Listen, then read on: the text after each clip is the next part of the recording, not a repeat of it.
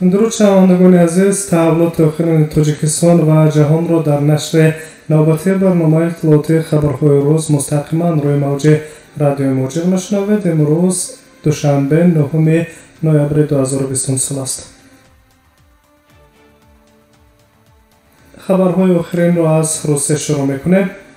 وزارت معارف و علم فدراسیون روسیه اصلاح‌های به قانون فدرالی درباره وضع حقوقی شهروندان خارجی در فدراسیون روسیه را که مطابق آن شهروندان خارجی که در روسیه در اساس تحصیل روزانه در مؤسسه‌های کسبی تعلیمی یا مؤسسه‌های تحصیلات عالی کسبی از روی برنامه‌های تحصیلات ابتدایی کسبی دولتی اکریدیتاسیون شده درس بخونند حقوق دارند که در وقت خالی بودن گرفتن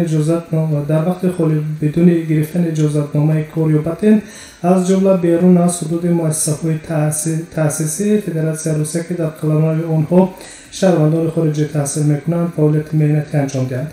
در وزارت معارف و علم روسیه توضیح دادند که برای بستن شرطنامه مهنتی با کارفرما دانشجوی خارجی باید تنها یک گواهنامه تحصیلی را از مؤسسه کسبی تعلیمی یا مؤسسه تحصیلات عالی کسبی پیشنهاد کند که مقام او را تصدیق میکند. در این حالت کارفرما از دانشجو اجازه جلب و استفاده کارگر خارجی را طلب نمیکند. پس از به اتمام رسیدن تحصیل شرطنامه‌ای که با دانشجوی خارجی بسته شده بود باید قطع کرده شود. اساس مخصوصی از کار راندن در چنین حالت در بند 8 پریم 1 ماده 13 قانون درباره وضع حقوقی شهروندان خارجی پیش بینی شده است.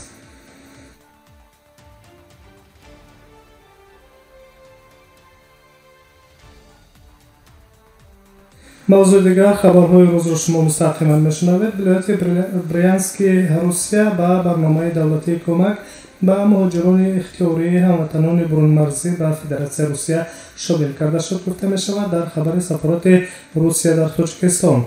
ولایت بریانسک مهمترین منطقه صنعتی است که در قلمرو آن بسیار کارخانه‌های کارکرد متل و ماشین سازی موجودند. همینطور در این منطقه روسیه کارخانه‌های عظیم صنعتی به مانند کارخانه استحصال واگن‌های بارکش، تک‌لباس‌های رای آهن، تراکتورها و کمباین‌ها جای گیرند. صنعت تکنولوژی‌های بلند و اینواسیونی به منطقه مذکور امکان فراهم می‌آورد که در اساس برنامه دولتی کمک به مهاجران اختیاری هموطنان برون مرزی به فدراسیون روسیه امکانیت داده شود.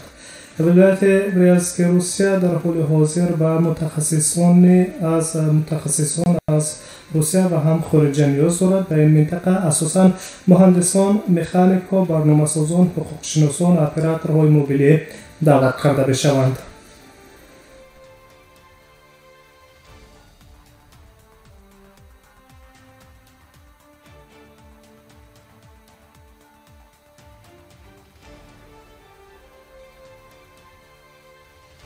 تحولات تاجیکستان و جهان را شما در نشر خبری مستقیما روی موج رادیو موجب میشنوید. در مسکو میمونیم و خبرها را ادامه میدهیم. در مسکو و سنت پترزبورگ مقامات پلیس آنهایی را بازداشت میکنند که پرچم‌های آذربایجان، ترکیه یا ارمنستان را پرافشان میکنند. با پلیس مسکو و سنت پترزبورگ امر شده است که هر نفری که پرچم‌های دولتی آذربایجان، ترکیه، ارمنستان را از تیرزه وسطای داخلیات می‌افشاند بازداشت شود. در این مورد پورتال میگرانت نقطه رو خبر می‌دهد. گذشته از این در نقلیاتی که پرچم دولتی ذکر شده پرافشان می‌شوند نه تنها رانندگان بلکه مسافران وسطای نقلیات نیز بازداشت و به شعبه‌های پلیس انتقال داده می‌شوند. پس از آغاز پرونده‌های مأموری نسبت به بازداشت شده‌ها موضوعات باید به سود فرستاده شوند و ویران کنندگان ترتیبات تا صادر کردن حکم سود در بازداشت‌های موقتی مهاجران نگاه داشته می‌شوند و سپس و وطنشان از حدود مرزی و مأموری فدراسیون روسیه اخراج می‌گردند. حالا دقیق معلوم نیست که چند نفر شهروندان آذربایجان، ارمنستان و یا ترکیه را برای پرافشانی پرچم بازداشت نمودند و همچنان مقامات معلوماتی را نساختند که نسبت بازداشت شده‌ها در اساس کدام معیار قانون و یا کدکس پرونده آغاز می‌کنند و آنها را از روسیه اخراج می‌سازند.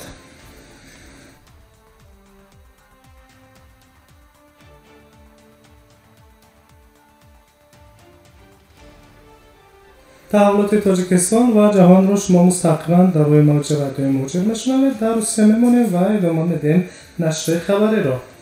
افزایش حالت‌های نوی سرایت کرونا ویروس در یک شبانه روز گذشته در فدراسیون روسیه 21798 حالت را تشکیل داد که این به قبل یک رکورد نو در تمام دوره پنجشنبه این بیماری در روسیه میباشد. ҳамчунон дар тамоми минтақаҳои русия дар як рӯз 256 беморӣ гирифтор ба коронавирус фавтиданд. ҳамчунин дар 27,000 нафари дигар пас аз барқароршавӣ аз беморхонаҳо рухсат шуданд, ки ин аз маълумоти ситуди фаврии зидди коронавируси русия бармеояд.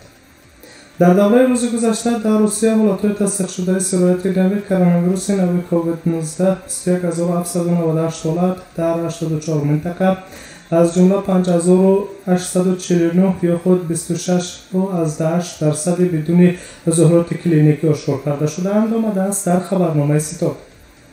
бори аввал дар тамоми давраи панҷшавии сирояти коронавирус дар Федератсияи Русия шумораи гирифторони нав дар як рӯз аз марзи 21000 нафар гузашт.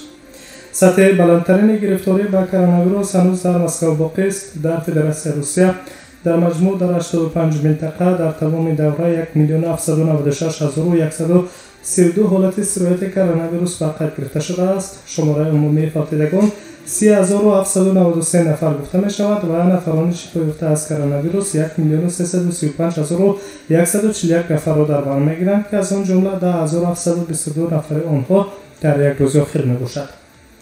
طبق اطلاع مقامات Роспотребнадзор дар як рӯз беш аз 65,2 миллион озмоишҳо барои COVID-19 бо усули ҳисобкунӣ гузаронида шуданд, ки 526 ҳазорашон дар як рӯзи охир анҷом дода шуданд. дар беморхонаҳои тамоми минтақаҳои кишвар токунун 425,117 нафар таҳти назорати табибон боқӣ мондаанд.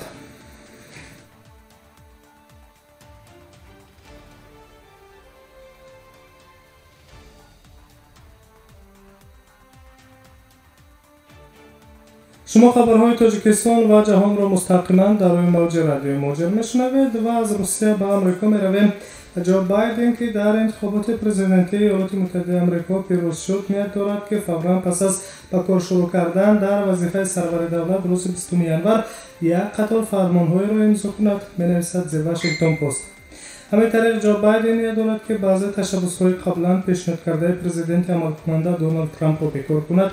طبق اطلاع منبع‌های نشریه نامزد حزب دموکرات جو بایدن نقشه دارد که دوباره با سازشنامه اقلیمی پاریس همراه شده خروج ایالات متحده آمریکا از سازمان عمومی جهانی تندرستی را بکار کند. آن اینچنین میتواند معنی سفر شهروندان یک قطار کشورهای مسلمانی را بکار کند و برنامه‌های برقرار کردن اجازت استقامت غیر قانونی کودکان را برقرار سازد. خاطر نشان میکنیم که 3 نوامبر در ایالات متحده آمریکا انتخابات پرزیدنتی برگزار گردید. در نتیجه پرزیدنت 46مین نامزد از حزب دموکرات جوزف بایدن نایب پرزیدنت کامالا هاریس انتخاب شد. کامالا هاریس باشد اولین زن در تاریخ آمریکا و اولین نماینده جامعه افریقایی آمریکا و آسیای جنوبی، همچنین اولین زن به مسند معاون رئیس جمهور انتخاب گردیده است.